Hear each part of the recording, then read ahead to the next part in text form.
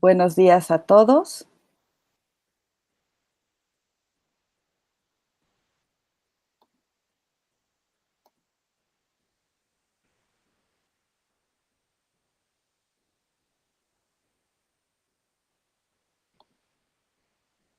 Cristi, creo que todavía no empieza la transmisión. Ah, ya, ahora sí. Buenos días a todos, es un placer saludarlos. Estamos comenzando la tercera sesión principal del coloquio Mujeres Filósofas y Pensamiento Feminista de Universidad del Bosque, en alianza con la revista Horizonte Independiente. Este evento que ya esta es la séptima edición de nuestro coloquio y que en este 2020 comenzó el 28 de septiembre con la conferencia de la doctora Tere Rodríguez y que ha tenido, digamos, también la conferencia de la doctora Flor Celi, así como también un par de mesas temáticas con participaciones en torno a la historia de la filosofía y, por supuesto, a temas sobre feminismo, tanto latinoamericano como a tópicos generales de feminismo. Pueden consultar el programa en las redes sociales del programa de filosofía de la Universidad El Bosque, es decir, en Facebook, Twitter e Instagram, así como en www.horizonteindependiente.com. En esta ocasión tenemos el honor de presentar a la doctora Sarah Hutton. Ella es profesora emérita de la Universidad de York y ella nos va a presentar la conferencia A New Renaissance, The History of Women Philosophers Across Boundaries and Cultures. La doctora Hutton es presidenta de la International Society for Intellectual History, es miembro fundador de los comités editoriales de la British Journal for the History of Philosophy y The Oxford Studies in Early Modern Philosophy. Ha estado también al frente de publicaciones como el Journal of the History of Philosophy y ha sido consejera de proyectos como el Project Box de la Universidad de Duke y New Narratives in the History of Philosophy. Por 25 años fue directora del Archivo Internacional de Historia de las Ideas o de International Archive of the History of Ideas de la editorial Springer. Y es autora de una vasta producción de artículos sobre historiografía de la filosofía, filosofía natural y moral del siglo XVII, sobre platonismo moderno y, por supuesto, sobre filósofas modernas.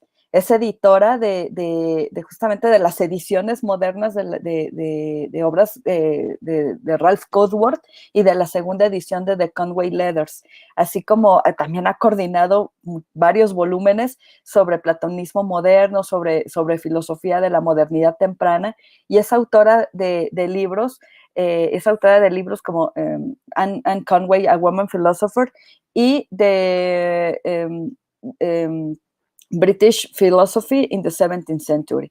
Entonces, sin más por el momento, vuelvo a agradecer a la doctora Hutton por su generosa, digamos, por ser tan generosa y por aceptar la invitación a nuestro coloquio. Y sin más, Sarah, good morning. Thank you so much for being here. And, well, you can take the lead of the lecture. Hola a todos.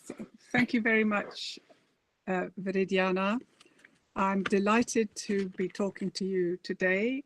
It's amazing to be able to be talking across the oceans like this. I'm sorry, I don't speak Spanish, so I will have to give my presentation in English, but I hope you will be able to follow. The paper that I will give today is not a philosophical paper, essentially a defense of the history of philosophy. Today I want to talk about why the history of philosophy is important for women philosophers, and I'm doing so from the perspective of someone who works on early modern philosophy. I'm going now to try to share my screen so you can see the PowerPoints, which I hope will help you follow my talk. Okay.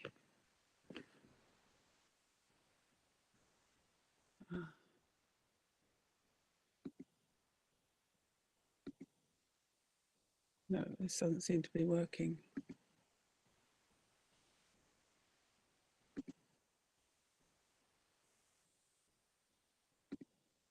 Right, okay. All right. So here we have the patron saint of philosophers, Santa Caterina. And you will see that she is telling the men what to do, and she is much larger than the men. Well, what I'm going to do today is the basic things I want to talk about. I want to review the progress that has been made to recover the lost voices of philosophical women. I shall consider some of the challenges that this work has involved, and I want to say something about what the future holds for extending this work of recovery across time and space to all philosophical traditions across the world. And I'm going to argue that new historical approaches, that is, approaches which address the challenges of alterity and erasure, are especially relevant to extending this work worldwide.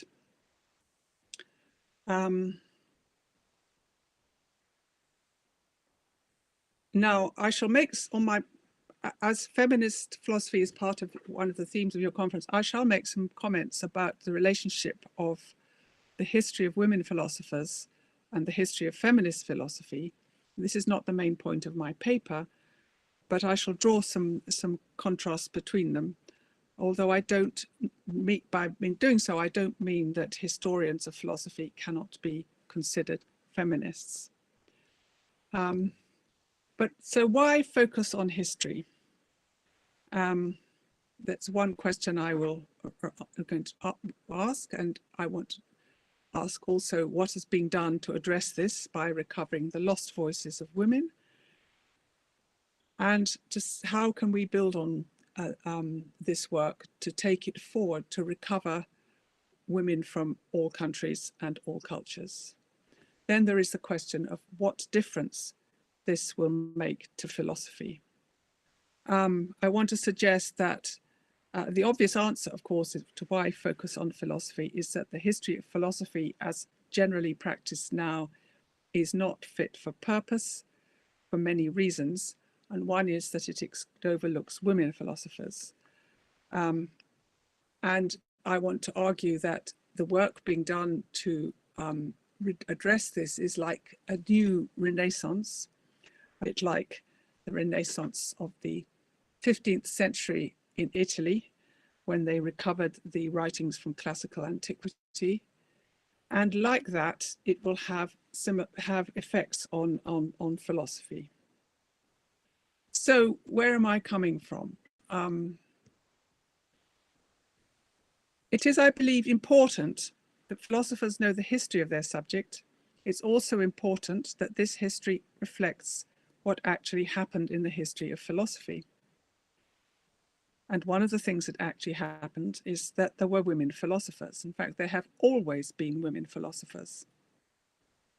Until fairly recently, their contribution was overlooked, and so little was known about them that it was believed that there weren't many women philosophers, or if there, and even some people didn't even think there were any. So the consequences of this were that it was thought that philosophy was something that women didn't do, and worse, that philosophy was something of which women were not capable. And for this reason, it is very important that everyone, both men and women, understand that the falsity of this. And it's very important for women in general, even non-philosophers, to know that among all the things that women achieved, philosophy was one of them. I also believe that it's especially important for women who do philosophy to know that there were female philosophers in the past, and to know something about the context in which they participated in philosophy. I would also add that it's important that feminist philosophers should be aware that there were female philosophers in the past, even if those philosophers weren't feminists in the modern sense of the term. Now, to me, this seems obvious, but not everyone agrees. And the reason why I mention it is that in Britain and North America, at one time, feminists were doubtful whether women philosophers of the past had any relevance to feminism. Many were suspicious of women philosophers for selling out to men, and others didn't even realize that there had been women philosophers.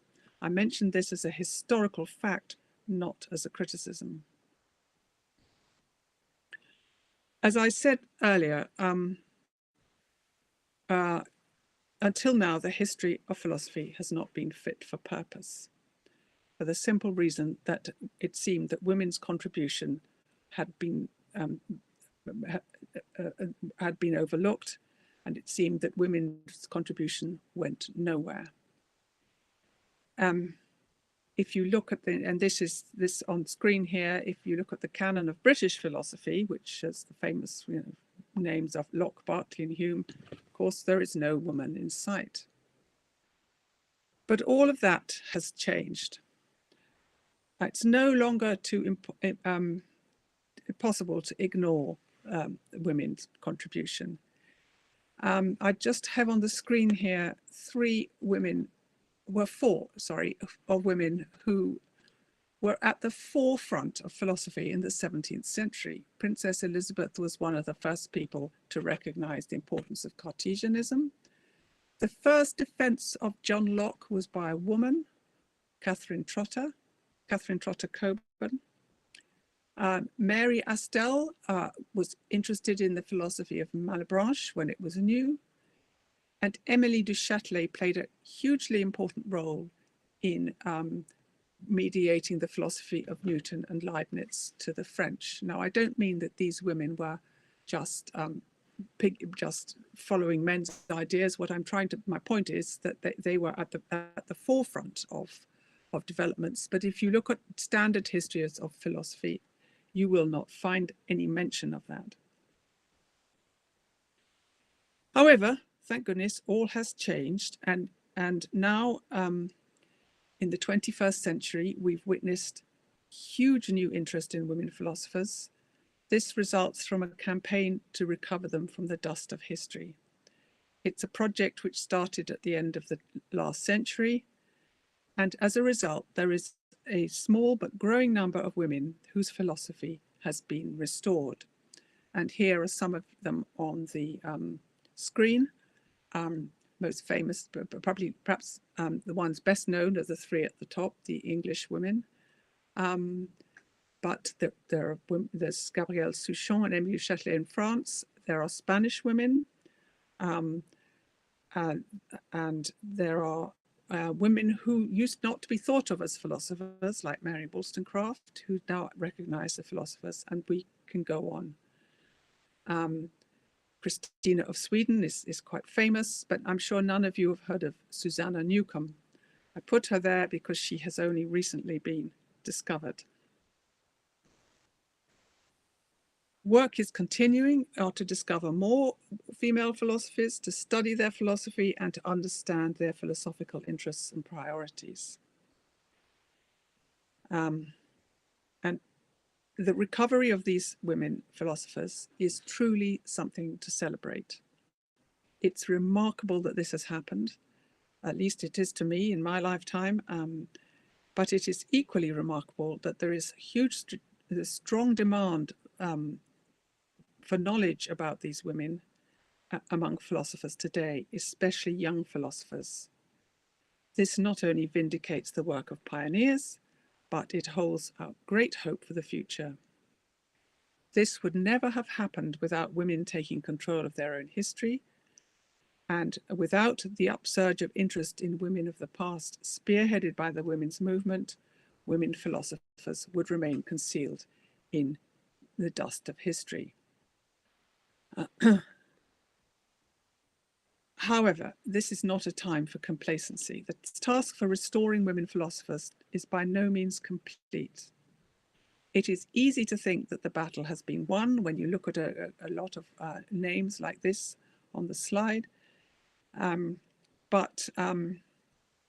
then think about the fact that their works are being published, books and articles are being written by them, and that many of them are being taught in universities, not just in Britain and the United States, but around the world. I believe there are people working on Margaret Cavendish in Argentina, like Anne Conway in Colombia, and Princess Elizabeth in Brazil, just to show you how widespread this is. But this is no time for complacency. In the eye of history, this is just a small group of philosophers, and the history of their contribution is still fragmented. We have made a start to and succeeded in restoring some of them to visibility, but the picture is far from complete. Most of the work done has been on early modern women philosophers, although that's changing. The large proportion of this work is actually on the women from the English-speaking world, particularly Anne Conway, Margaret Cavendish, and Damaris Masham. And much of the work, though not by no means all of it, has been done by philosophers in the English-speaking world. But there are plenty more female philosophers to be discovered, so we shouldn't stop here, and we shouldn't stop in Europe. There is now potential to extend this work beyond the history of European philosophy to philosophers around the world. We have the potential to establish a critical mass of female philosophers, bringing the prospect of real change, not just in the canon of Western European philosophy, but in philosophy worldwide. This is hugely exciting for many reasons, not least because it will radically alter our picture of the history of philosophy, and indeed our conception of philosophy itself. But there are still many challenges, and one of the greatest challenges is to extend this work worldwide. That means extending the work of recovery in both time and space, extending the chronological range back to ancient times and forward to the 20th century. It means extending recovery of women philosophers throughout the world. That means not just the philosophers of England, France, Germany, and Italy, and the USA, but to search for women philosophers across boundaries, across cultures, to find the philosophers of all countries and all times, including Latin America, but also India, Japan, China, Africa. And it will take major work to do this. What I want to emphasize is that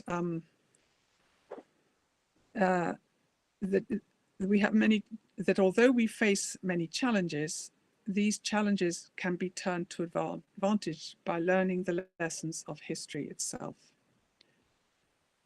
Putting women back in the frame requires abandoning old narratives and old habits of mind. It requires a new approach to the history of philosophy. Obviously, that means abandoning the great men type of narrative, but it requires more than that. It requires a different way of doing the history of philosophy. We cannot study women philosophers of the past by interpreting them as if they were part of the dominant philosophical traditions of the present. We need to find a way to understand them in their own terms. We need a historical approach that does not mean subsuming women within male canons of philosophy. It does not mean assimilating women to male-dominated traditions of philosophizing. And it does not mean assimilating past philosophers to our own modern practices. This cannot be done without distortion. an essential prerequisite, an essential condition for understanding their philosophy and its relevance to us now, is to deal with the philosophy of the past in its own terms, and this is precisely what a historical approach can offer. In fact, I would argue that the recent success of the enterprise recovery came not from feminist historians or feminist philosophers, but from women historians of philosophy. Success in recovering women philosophers is in large part owing to a historical approach which was adopted by historians of philosophy like Karen Green, Jacqueline Broad, Ruth Hagengruber, and others, and who focused not on women's exclusion, but on women's achievements. And that is one big difference from between the feminist approach and this approach. Feminists have, for the most part, focused on analysing the exclusion of women. That's not the only difference, of course, and I don't mean there isn't common ground between them. But the successful recovery of women's philosophy required asking different questions, asking not what prevented women from doing philosophy, but what philosophy they actually produced and how they achieved what they did. Furthermore, this involved not focusing only on their arguments, or what were taken to be their arguments, nor assimilating their works to the present. Rather, the approach taken paid attention to historical context, the historical context in which women philosophized, and it investigated the philosophical and social circumstances of in which women philosophized. This approach is premised on the view that to discover women's philosophy and to understand their arguments, it is essential to know the context in which they worked. And this requires historical distance, recognizing that they are different from us. It requires dispensing with our present day notions of what philosophers are important. It requires us to set aside our present day conceptions of philosophy itself. We need to rediscover past conceptions of philosophy. We also need to find out about the many neglected philosophers of the past, the so-called minor figures, and that includes women as well as men. And this is extremely important because, as we have been finding, that very often the early women philosophers benefited from contact with male philosophers, but often they're philosophers who've today been forgotten. And the example that I'm best acquainted with is Anne Conway, who was taught philosophy by Henry Moore. Not many people read Henry Moore today. Now, this kind of approach could be called a kind of archaeology, because it requires, as you would with archaeology, finding who they were, locating them. It requires focus on not just their arguments, but the context in which they philosophized, investigating their social and philosophical circumstances. And all this is necessary to exhume them from oblivion and restore them to view. Of course, focusing on women's achievements in philosophy cannot and does not ignore exclusion. It does not overlook the prejudices and disadvantages faced by women just because they were women. For example, educational disadvantage or social prejudice, to name only two. On the contrary, the kind of approach I have in mind is attentive to the context in which philosophy was produced.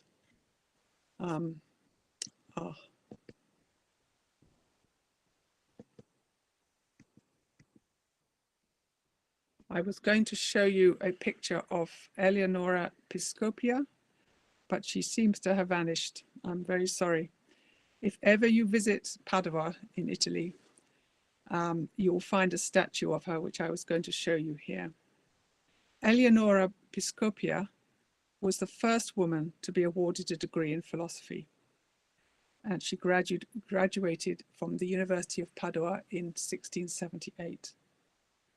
That was a great achievement. Just how great it was can be gauged from the fact that she was also the last woman to graduate in philosophy anywhere for at least 2 centuries. And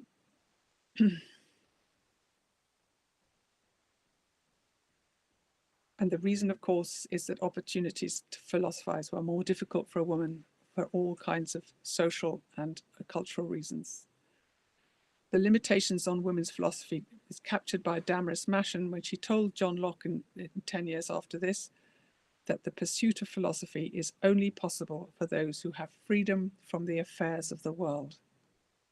For a woman like Damaris, the affairs of the world meant the social and domestic duties which prevented her from even reading. Now, the circumstances in which women philosophized are only apparent when we pay attention to context. The context in which women philosophers practiced philosophy. For the vast majority of women, to be able to philosophize meant overcoming deep-seated customs and prejudices.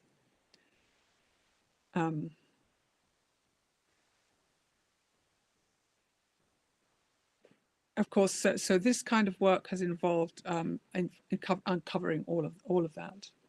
There have been many challenges. Understanding those challenges and how they were met has been instrumental in advancing the recovery project of European philosophy, or rather the recovery project of women philosophers in Europe. This approach is well adapted to deal with fundamental problems, and perhaps the biggest one of these is the problem of alterity, or strangeness and difference. Because the thoughts and concerns of many of the women of the past are very different from our own, and puzzlingly so. To give you an example, when the British philosopher Mary Warnock was asked to compile one of the first anthologies of women philosophers, she was very troubled by the fact that she could find very few of them who didn't talk about religion. When Warnock was compiling this at the end of the 20th century, it was not considered, religion wasn't really considered relevant to real philosophy. I mean, that's a minor example. Among the when we do find older women philosophers, it's not always easy to make sense of what we find, and the challenge of alterity or otherness often arises with uncanonical philosophers, because there is no literature on them, there's no legacy, there's very little to go on. No history of interpreting to help us. The next problem, another problem relating to this, is alterity of genre. The form in which women philosophy is written. Women philosophers have not always used forms of philosophizing which we regard as normal or standard today. And here are a few examples. You find philosophical women, but the only writings are poetry, for instance, or translations, as with Eleonora Barba Piccola, or they are just sort of fictional conversations, and so on. But to dismiss them because they're not standard format is to overlook the fact that they are nevertheless contain philosophy. This kind of writing does not, of course, constitute systematic philosophy, but that does not mean that women didn't or could not think in philosophically systematic ways. The lesson of coming to grips with alterity is that philosophy is where you find it, and it comes in many forms. Just to go back one, another problem of the problem of erasure through loss or absence of evidence, because women's philosophical writings have been lost, or only some of them have survived. And here are some examples, the most famous one of which is Elizabeth of Bohemia, who is famous because she corresponded with Descartes. For a long time, she wasn't even considered a philosopher, even though she had this philosophical conversation with him. The problem is we only have these to go on. We don't have anything else to show what her philosophy was. So it's very difficult to judge, to know what her full views were. I pass over the examples of where women's philosophy has been stolen by other people, but the other thing which was on my previous slide was the gatekeeper problem, the way that those who write the history have kept women out. This is a well-known phenomenon in all aspects of women's history. And it's observable among the old school historians of philosophy, and even among some today. So you'll find that again, lots of standard versions of the history of philosophy simply don't mention there were any women, or they say about them they were just learned ladies. Princess Elizabeth was just supposed to be a learned lady. So to the extent that this historical approach that I'm being talked about, that is contextual approach to the history of philosophy, recognizes and confronts alterity, this approach has proved beneficial for the recovery and study of women philosophers of the past. Such approaches show that the best way to confront the challenge of alterity is to acknowledge it, and developing ways of tackling it. So we could even claim there's a virtue to be made of this awkward problem, the unfamiliar in women's philosophy. Now, we have an expression that the past is a foreign country, and I think this applies very much to philosophy's past. But we can travel to it, even if we have the means of doing so. A contextual approach is especially valuable for dealing with thinkers whose contexts and concerns are remote from our own. That is, philosophers of 200, 300 years ago, and even further distant. But it's also true of philosophers closer to us. Thinking of the past, even the recent past, as a foreign country is helpful for examining the diverse intellectual circumstances in which women philosophized. It makes a virtue of strangeness and difference. But the same analogy of the foreign country, the past being a foreign country, also applies to philosophies from different traditions and different cultures. Strangeness and difference are especially challenging in the case of women who philosophize in entirely different traditions, in different cultures, and in different societies across the globe. Adopting the kind of approaches which I have outlined, that is, approaches which mean being aware of the challenges of alterity in highly diverse intellectual contexts, we will be better placed to address them. And it is this, to my way of thinking, that holds out the best prospect for further work in hitherto uncharted territory of women philosophers outside Europe and around the world. I'll come back to this point later, but let me just pause for reflection on the fact that what we have been witnessing is like a new renaissance. At the present time, as people think about how to integrate women's voices into philosophy and teaching today and into the canon, we are faced with the fact that most philosophical women have been forgotten.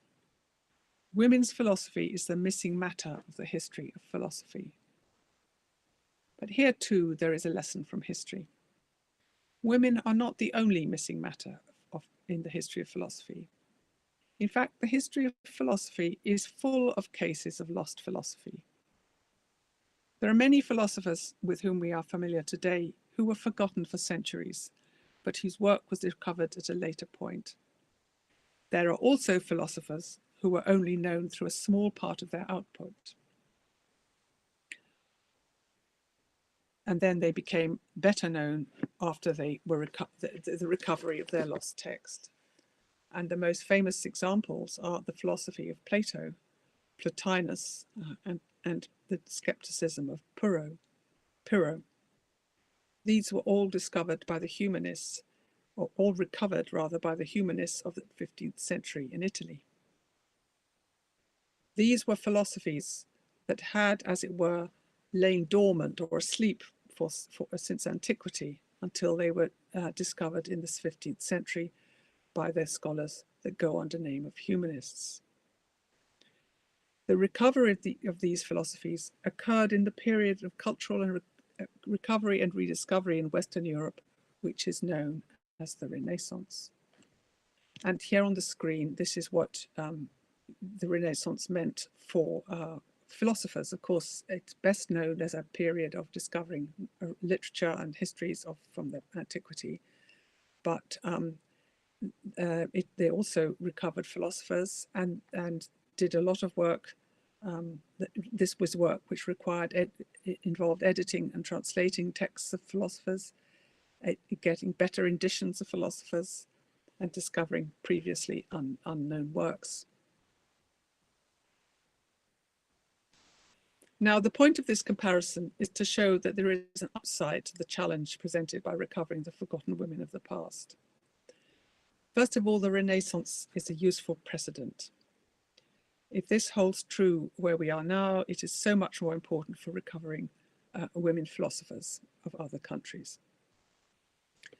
The Renaissance also offers a precedent in historical methodologies. I mean, there are a lot of activities that they were required that were not themselves philosophical, editing and translating, for example, and in order to translate, even learning languages.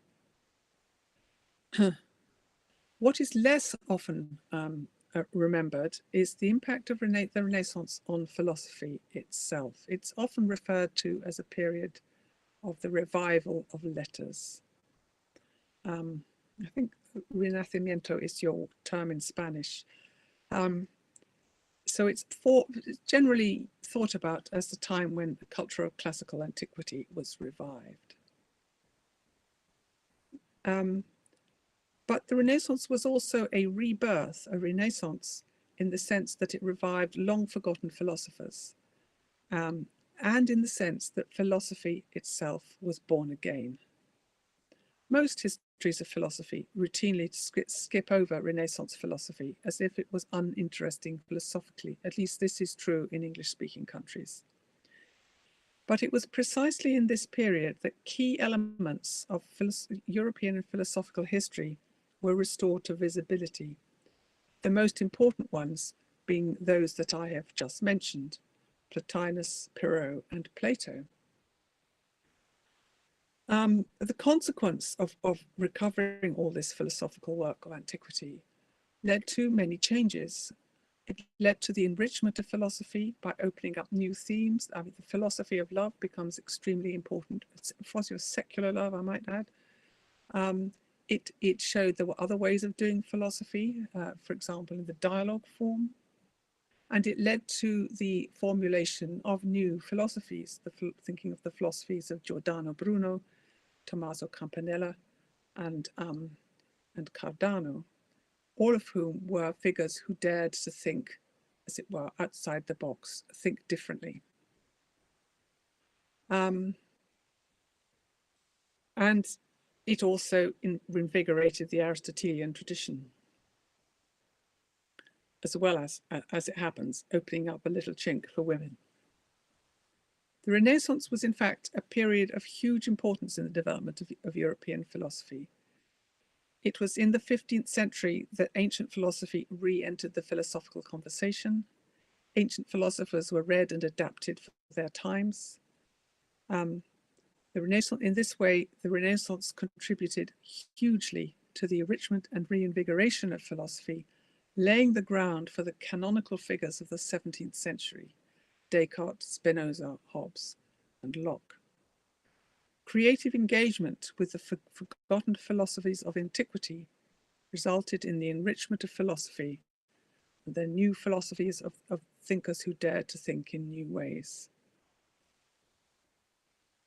Well, I've given you a very reductive account of the Renaissance and its impact, but it's enough, I hope, to show parallels between the history of the Renaissance recovery of ancient philosophy and the new history of women philosophers. To me, they are striking. The philosophical work of women is a body of philosophy which has, as it were, been forgotten for centuries, and it is being brought back by means of a process which may be fitly called a rebirth, in other words, a renaissance. As with the 15th century recovery of ancient philosophy, the recovery of women's philosophy it requires non-philosophical skills, like editing and translating. It requires often learning other languages. It has resulted in the recovery of forgotten or lost texts of philosophers.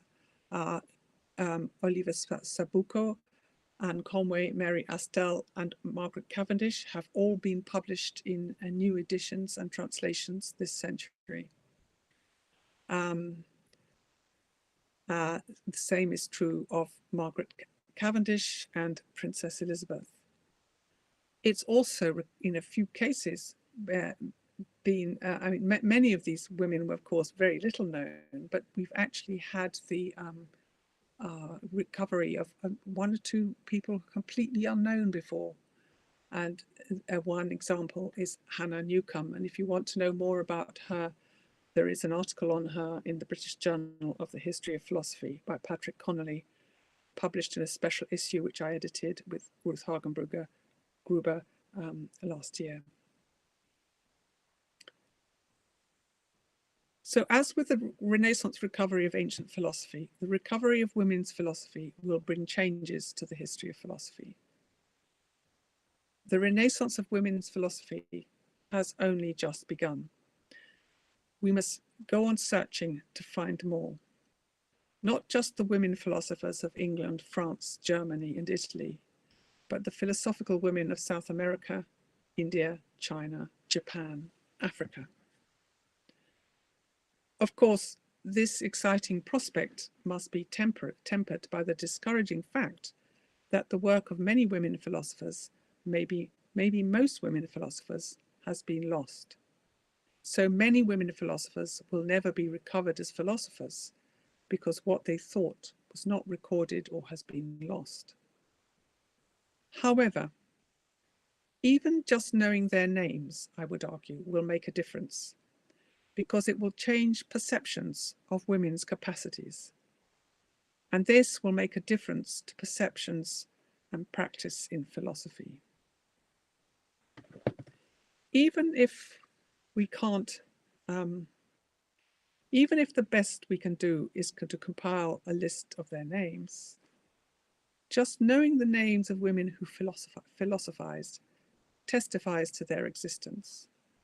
So even if their philosophy has been lost, their names are testimony to the history of female intellectual culture.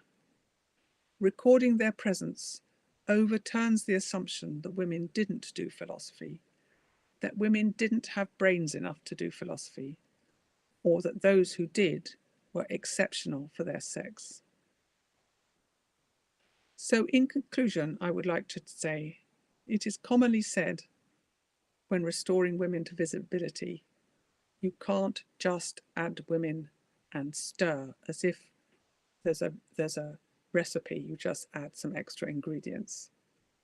You can't just add them like ingredients in a recipe because this doesn't really change anything. Well, there's a lot of common sense in this view. But I want to suggest that it's in fact important to add women and stir, not to preserve the old model of the history of philosophy, but to overwhelm it by numbers. If you add enough of them, the recipe will change. A few won't make any difference. So that is the work which I hope my audience will consider taking on. Thank you very much.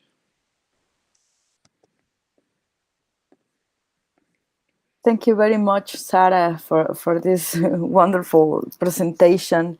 I will explain I will do a little summary of the presentation in Spanish in order that all the viewers that are following us through YouTube could have a little zoom about this. Entonces, la doctora Hutton pues nos ha precisamente comentado, digamos, el estatuto general de las investigaciones en torno a las filósofas en los últimos años y ella, digamos, ha partido justamente de una idea francamente alentadora y francamente esperanzadora. Es decir, nos está hablando justamente del progreso que ha habido dentro de la historiografía de la filosofía para el reconocimiento de las filósofas. En ese sentido, por supuesto que afortunadamente se ha extendido, digamos, la posibilidad de conocer cada vez más nombres de filósofas, tanto europeas como también americanas, ¿no? Es decir, del continente americano. Pero que esto no debe ser algo sobre lo cual nosotros nos tengamos que conformar, sino que justamente es todo un reto continuar buscando filósofas a lo largo de las épocas, en los distintos cotos históricos y, por supuesto, a través de las distintas culturas. Eso incluye, por supuesto, a las tradiciones occidentales como a las no occidentales. Y en ese sentido, también nos habló de los retos, digamos, que supone trabajar, ¿no? Y hacer estas reconstrucciones historiográficas en torno a las mujeres y que tiene que ver también con no nada más el desconocimiento de estas figuras, sino también el desconocimiento de muchas otras tradiciones en la historia de la filosofía y que en ese sentido también cabe el pensar en otros, digamos, en todas estas otras tradiciones que están presentes y que también, digamos, están esperando a que las reconstruyamos y que las discutamos, ¿no? Y que las traigamos al presente, precisamente.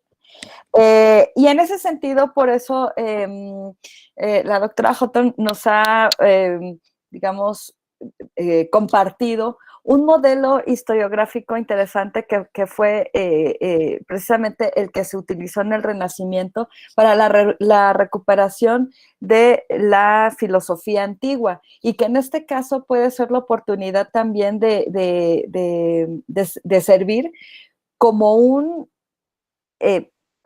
un paso a paso, por decirlo así, o como una propuesta de recuperación historiográfica que justamente en el Renacimiento se utilizó para recuperar y reapropiarse de la filosofía antigua, así como de la exploración de nuevos temas dentro de la filosofía, y que todo esto nos puede servir justamente para el trabajo de recuperación de las filósofas.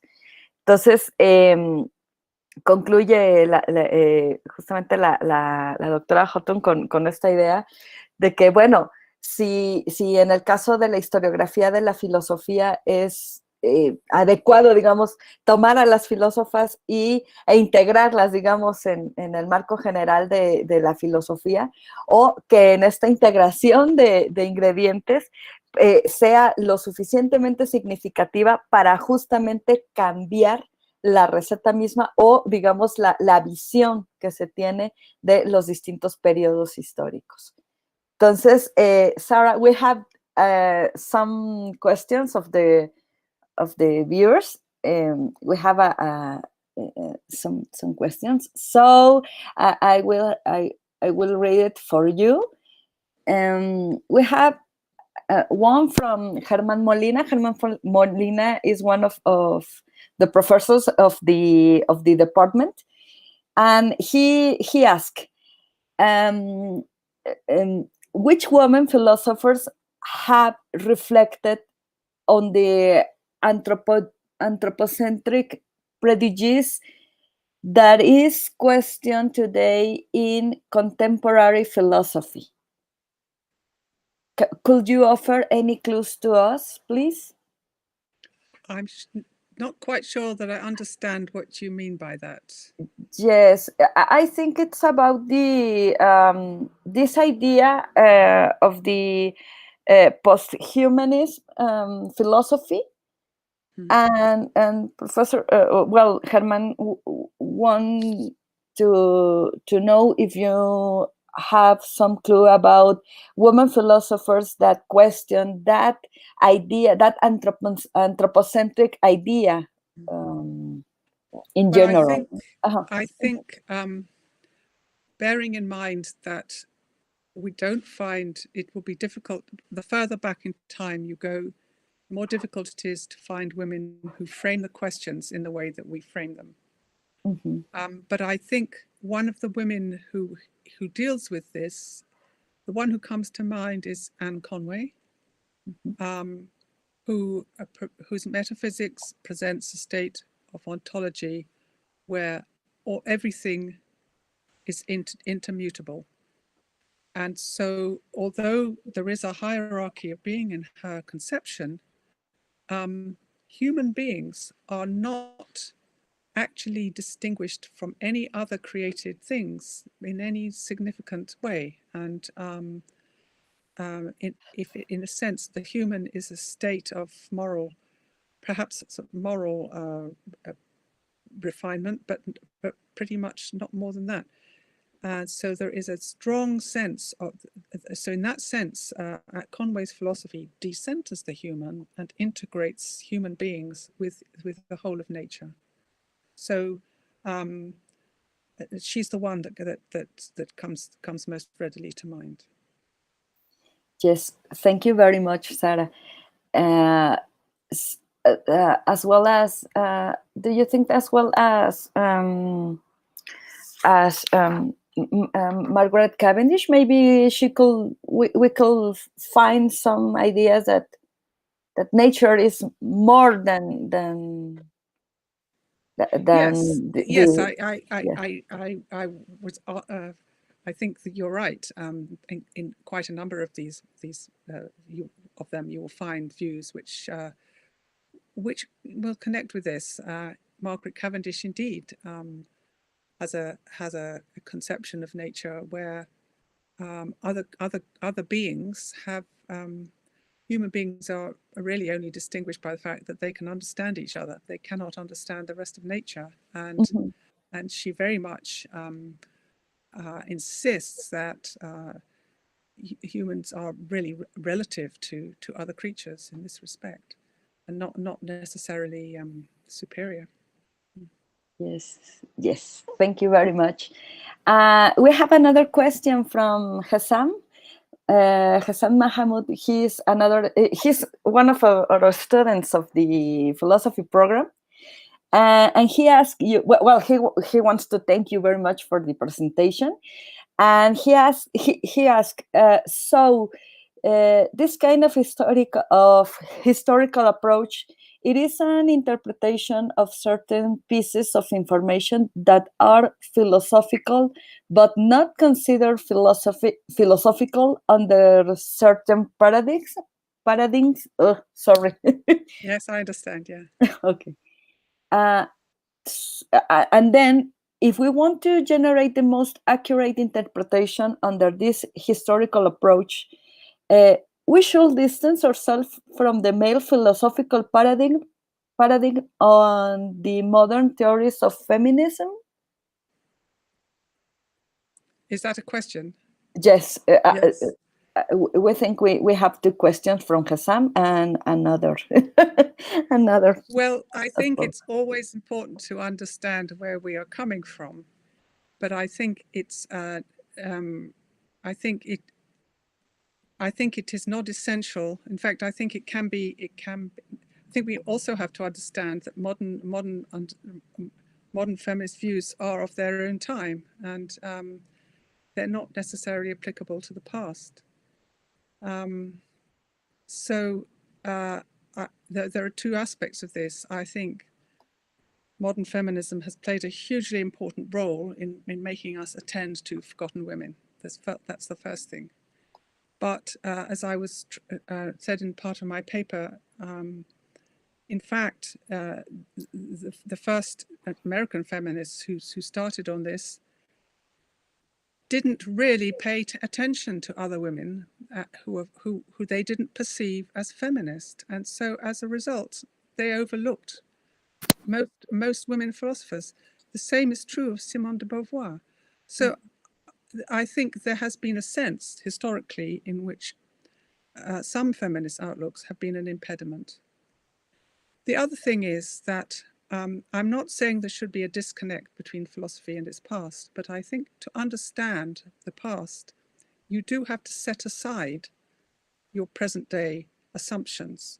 And if that, in order to try and listen to somebody else's language, it's like trying to understand another language, somebody speaking another language. You don't just impose your understanding on them. You try and understand what they say first before you translate it into your own. So I do think that strategically it is necessary to set aside some of this feminist construction. I don't mean to say that the approach I'm advocating is the true approach, or it is objective. But it's a bit like archaeologists. I use that analogy, trying to reconstruct objects that they find buried in the earth, and build up a sense of their meaning. So yes, I do think we have to set aside feminist arguments, but I think we have to set aside a lot else as well. At the same time, I think just as we can't do this work without having a philosophical sense and understanding philosophy, we bring that to bear in how we interpret what we find. Thank you very much. Hassam has another question. He says that this last question is related to the second. It will be possible or pertinent to make a kind of comparison about certain aspects of the philosophy of women and the philosophy of men, like the resemblance of Anne Conway and Leibniz? Well, yes, of course. But let me just say things. I don't want to give you the impression that I think the philosophy of women is separate from the philosophy of men. Men and women are engaged on the same philosophical enterprise. The exclusion that we've been talking about has been exclusion of philosophy from that common enterprise. I think one of the dangers about comparing, and yes, we can compare philosophers of men and women, just as we compare men and women and women. That's absolutely right. I have a conception of philosophy as a conversation between philosophers. Conway didn't know Leibniz, and Leibniz didn't know Conway. But, well, actually, that's not true. Leibniz did know Conway. He had a copy of her book. We can't be sure that he was writing in response to her, but we know he read her book. There is a sense in which Leibniz was already in conversation with Anne Conway. So there can be conversations going on that we can uncover. The best conversation to uncover is the one between Descartes and Princess Elizabeth, because we have both sides of their letters. It's an absolute, you can sit in on their conversation. It's, in a sense, it's amazing. What I don't think is helpful, and I've some people do this. I don't think it's helpful to try and say, well, instead of Leibniz, let's put Anne Conway there. The fact of the matter is, Conway only wrote one small book. Leibniz wrote volumes. There is a sense in which they're not. It's not comparing like with like in that sense. So I think that's not a helpful way to go about this. The other thing is, the reason for paying attention to a female thinker is not the fact that she had a conversation with a male figure. You don't just read Conway because Leibniz read her. You don't just read Elizabeth because Descartes read her. They should be read in their own right. However, the fact is that in many cases, the easiest way, the women who have stayed visible are the ones who did have such conversations, because the men are the ones that have entered the history. And so that is a way into their philosophy. So it's a complicated issue, but I don't believe that there is a separate women's philosophy and a separate men's philosophy. I do believe there are different conditions in which different individuals worked, which have contributed to how they philosophized. But that is a gender issue insofar as it's a social issue, as much as anything. Thank you so much, Sarah. We have another question. This is from Alison Wolf. She's a professor of philosophy in Los Andes University, and she thanks you a lot for the presentation. And she asked, do any of these women who you recover engage with Hume? Particularly his skepticism? I'm not an authority on 18th century philosophy, but I'm very struck by the fact that David Hume, in one of his essays on conversation, recalls that some of the best conversation is with women, and it seems to me clear that he certainly got a lot of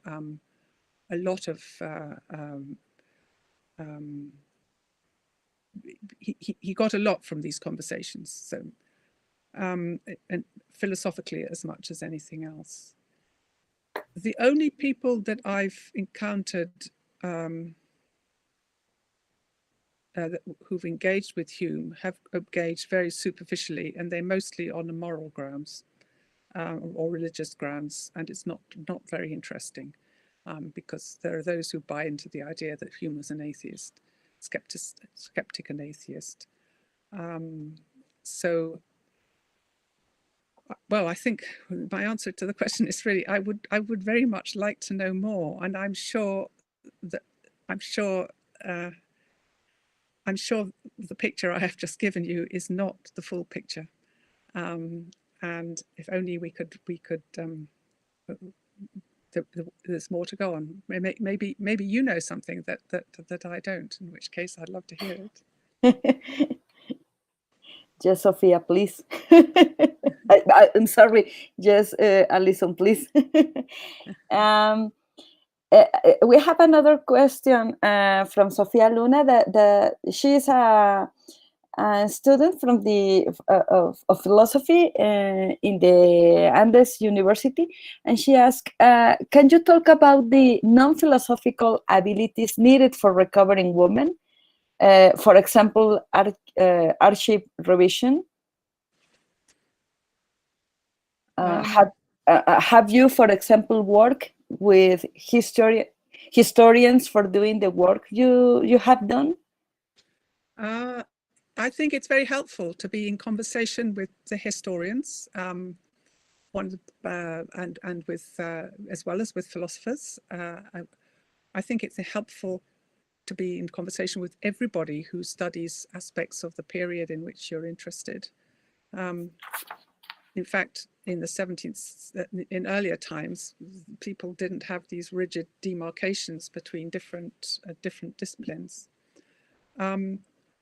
For doing the history of philosophy, you certainly need, I mean, an aspect of this is you do need to go into the archives and read letters that are written in their original handwriting, and try and find letters and find documents and all of those things.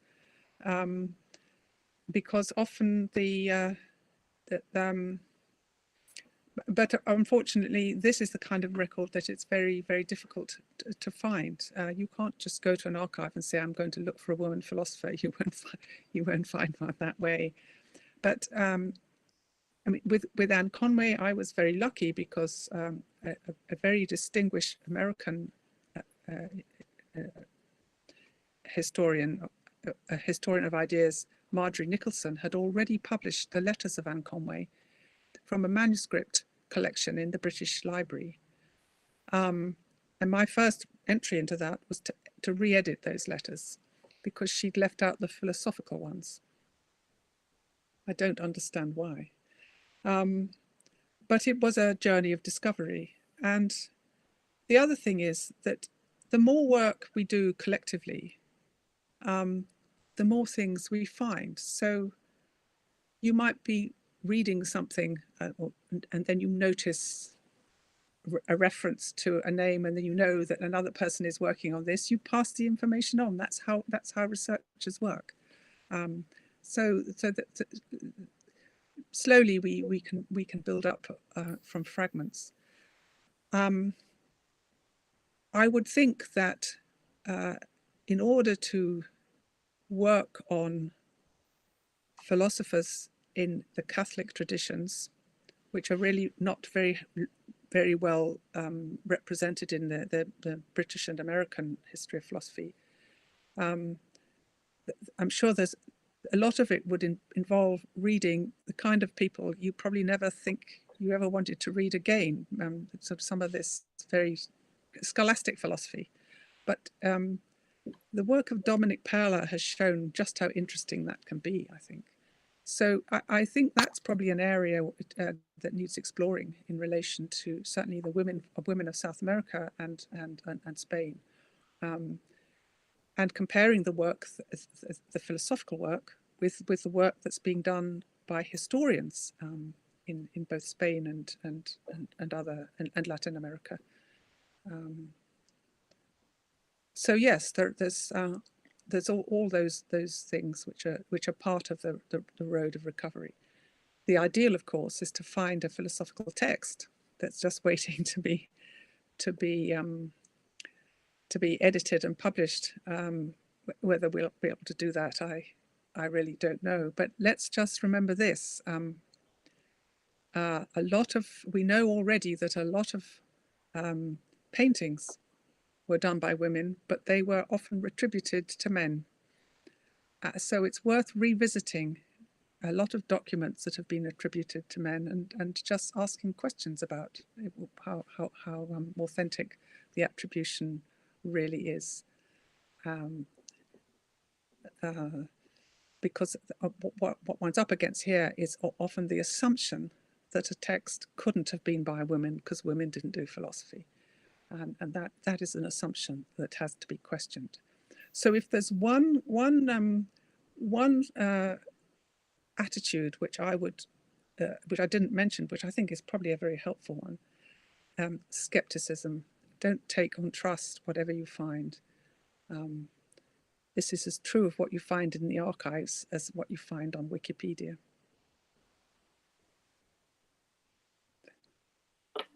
I hope that answers the question.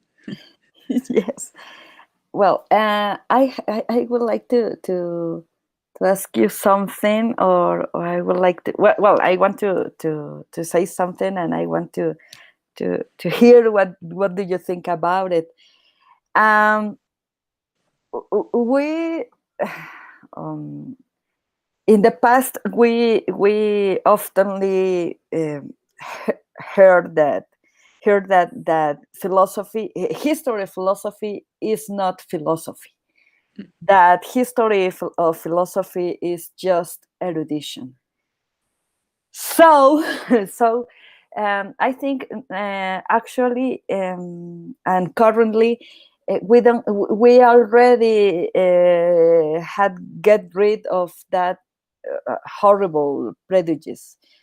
Um, and that's why we are more willing in the academic environment of doing a lot of studies in history of philosophy and also in the history of women philosophers.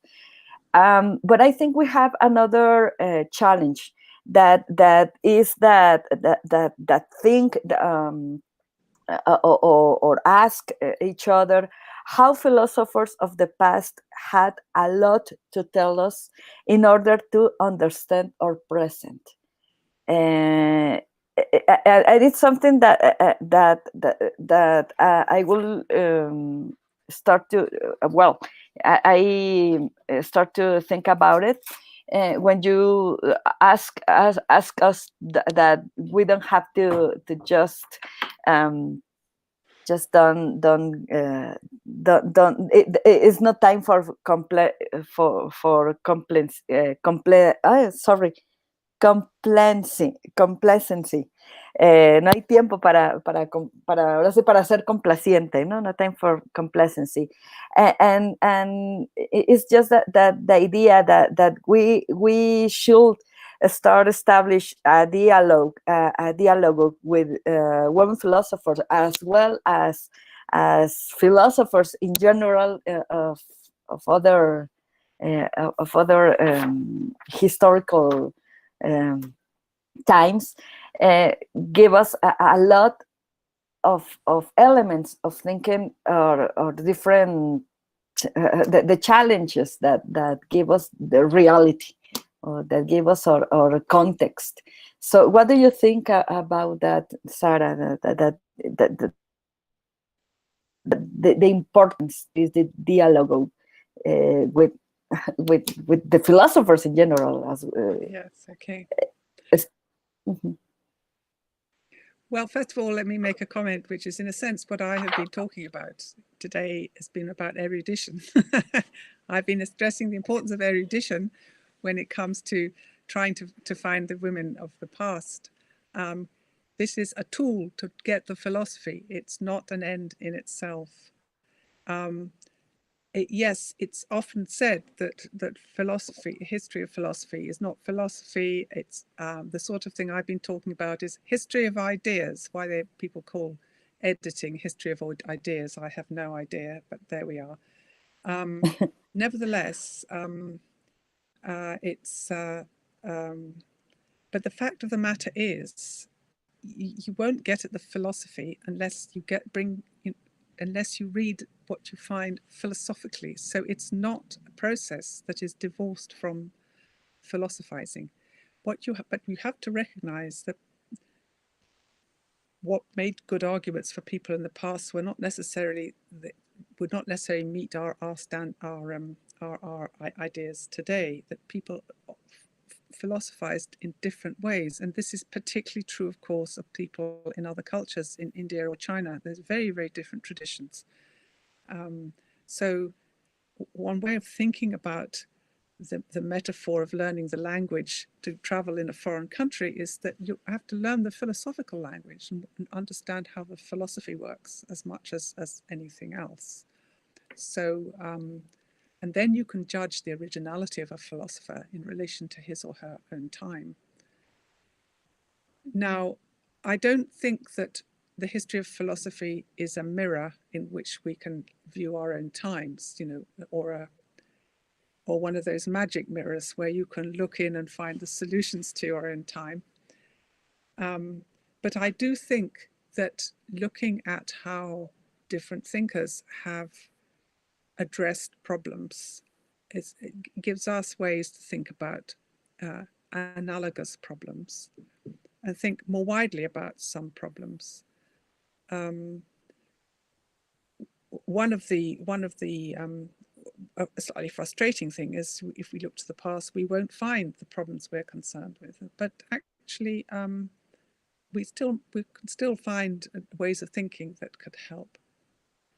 But to give you one example of how looking at the different way particular subjects have been treated, I would mention a book that was edited by Jacqueline Broad and Karen Detlefsen on women and liberty.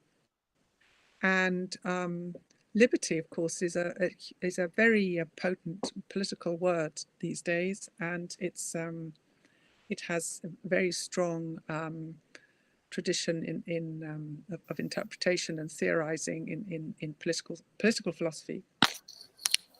Well, what Karen and Jackie did was to get people to look at different women and how they thought about liberty, and the result is a whole range of essays with all kinds of different aspects of liberty. It's not just the one strong contemporary sense that comes through, and so when you go back and when you look at a diversity of understandings of liberty like that, I think we can refresh the way one can refresh the way you think about it now. So that's not, in a sense, a direct conversation asking Damaris Masham and what she thought about liberty and sort of being in debate with her, but looking at the way she conceived of it and thinking about how we are now can make us think about how we are now. And yes, I think in the end, although I'm very much against simply assimilating past philosophy to present philosophy, I think one of the fascinating things about philosophy is that, and this is why I like to use the term conversation, philosophers are still, to some extent, in conversation with their past. People talk about Descartes' arguments and Leibniz's arguments as if they were still around to defend them. And that is actually part of our tradition. And it's something that is I think should certainly be given its due. With the women, it's more difficult because there hasn't been a continuous process of engagement with them, because most of them just dropped out of the conversation, just dropped from the conversation when they died, and if they were in it in the first place. So we can't do it in quite the same way, but but one could say that those conversations are starting up now, and as scholars debate about whether Anne Conway conceived of monads in this way or that way, or whether what du Châtelet's conception of happiness was. These are initiating debates which will go on and become the equivalent of those sort of cross-chronological conversations. Thank you so much, Sarah. We have another question from Professor Flor Celi. She's a professor of our department, and she asked, would you agree that traditional courses of modern philosophy should include women philosophers next to traditional philosophers? Why not? Well, look, the problem here is, we come back to that idea I finished with, adding women and stirring. So you have a philosophy course, you have the people you discuss. You just put the women in there as if they were so many flowers to decorate it. I mean, that's not the approach to take. Let's remember, constructing a philosophy course has a purpose, and you choose what you put in it to teach certain things. What I think has to happen is that we need to take the whole thing apart and reconstruct, and the men are just as much part of the conversation as the women, and they so a reconstructed course which included women is indeed something I would be in favour of. I certainly, while I think there is a case for teaching women as a separate group, I think that's only a kind of transitional state. What I would like to see is women become treated as philosophers in their own right and just as eligible for inclusion in a course as any male philosopher. I also think actually it would be helpful to study some of the men that we don't study. In fact, it was very helpful to me to have read the writings of Henry Moore to understand Conway. Yes.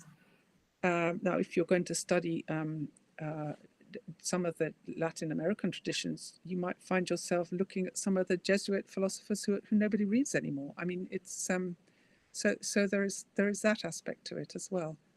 But how much of this you can put into an undergraduate classroom, of course, is another matter. One has to be practical, and also I think also you have to be inspiring. And from the point of view inspiring, I think it is extremely important that there are. I mean, I would say in South America, it's extremely important to have South American philosophers in there. I would say it's important to have women because, after all, well, it's certainly here in Britain, 50% of the students are women. So, you know, where are their predecessors? We can't ignore them. They should be there. And thank you very much. We have something that Carlos Barbosa want to say. He has that question too. The one that say Professor Flor. He said that if we just make the frame more larger, it's much more easier to find the women philosophers in their own time, and he has that preoccupation about the big difficulty that is to maintain the primal line or the canon of the modern philosophy, the early modern philosophy, about this big division between empiricism versus rationalism, because that's not all. That's not all the picture of the modern philosophy. We have another question. From Camila Ordóñez, that is another professor of our department. Some people think that it's unfair to include women in some spaces in society, and we can think of this as including spaces in the academic curriculum just because they are women. It is a possible answer to this kind of people to say that, in fact, some women have been excluded of those spaces just because they are women?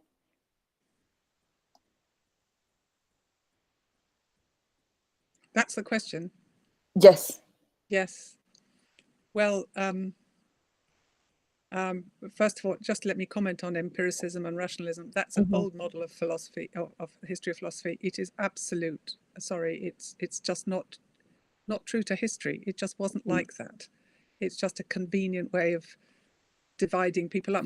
And everyone does this for your class. You know, you simplify, but then these simplifications become enshrined as eternal categories.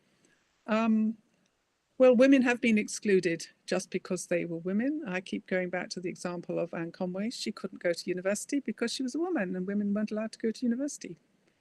That end of story. So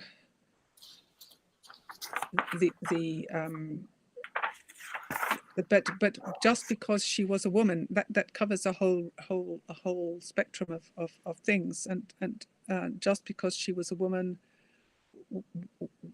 means different things in different cultures and in different countries. Just because she was a woman, she may not have been educated. That rules out the possibility of philosophy. Just because she was a woman, It could be because she wasn't in control of her own, didn't have economic independence. There's a whole range of things. I think the question of including a woman just because she is a woman is a tricky one, which is the other side of this coin. I think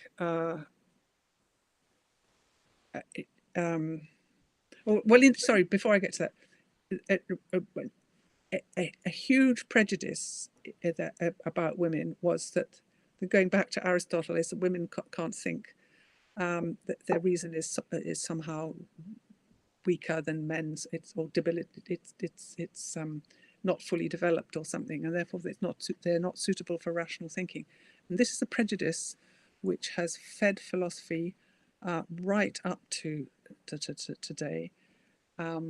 It's so much so that a lot of feminist philosophy is actually tried to formulate ideas of female rationalism, which female philosophy without reason. That doesn't add up with history. I mean, in fact. So, do we include women just because they're women? Well, I do think if philosophy, I suppose, do we want philosophy to be representative of people who do philosophy? Do we want philosophy to, on a teaching situation, do we want philosophy to encourage other people to do philosophy? Well, I think there is a case for including a woman, ideally more than just a token woman, because it is a way of inspiring students to do philosophy.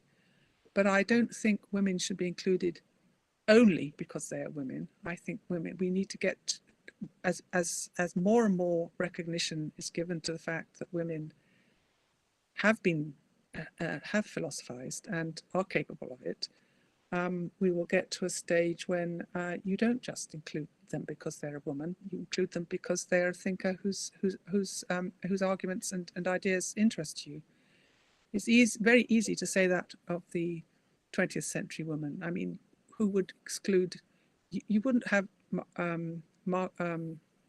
Elizabeth Anscombe on a syllabus just because she was a woman, but you might have her.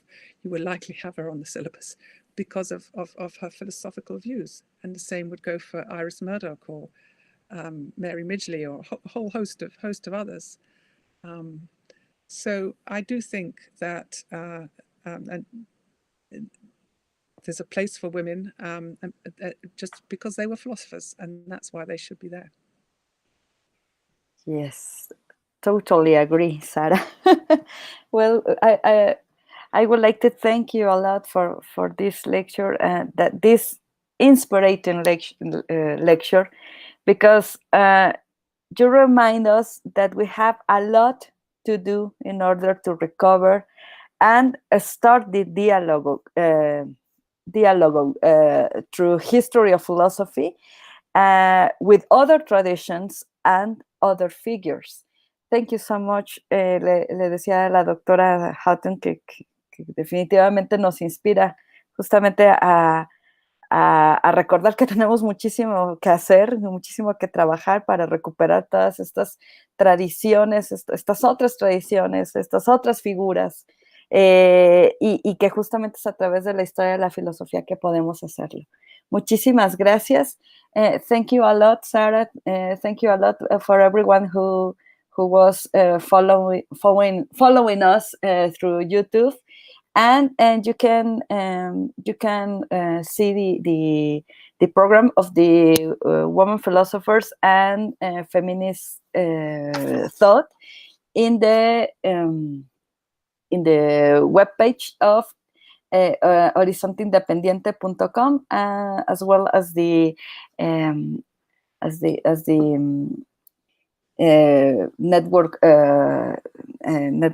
social networks of El Bosque University. Thank you so much, Sarah. Muchas gracias a todos por seguirnos y hasta luego.